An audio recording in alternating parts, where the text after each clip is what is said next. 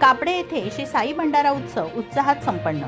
कापडे बुद्रुक तालुका पोलादपूर येथे श्री साईनाथ मित्र मंडळाच्या वतीने बुधवार दिनांक 4 मार्च 2026 रोजी भव्य श्री साई भंडारा उत्सव मोठ्या उत्साहात व भक्तिमय वातावरणात संपन्न झाला।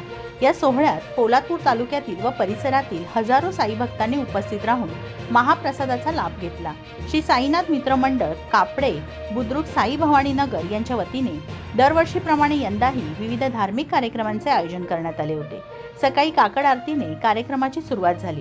त्यानंतर साई मंत्र जप, पादुका पूजन व अभिषेक, होम हवन, सत्यनारायण महापूजा तसेच ज्ञानेश्वरी 9व्या अध्यायाचे वाचन अशा धार्मिक विधींनी परिसर भक्तिमय झाला।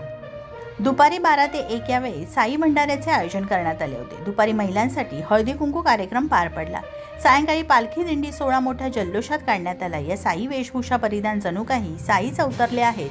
त्यांनी सर्व साई भक्तांना आशीर्वादही दिला। सायंकाळी साईबाबांची महाआरती संपन्न झाली। रात्री 8 ते 12 या वेळेत महाप्रसाद भंडाऱ्याचे आयोजन करण्यात आले होते। गावातील तसेच तालुक्यातील सर्व साई भक्त खूप मोठ्या प्रमाणावर गर्दी केली होती।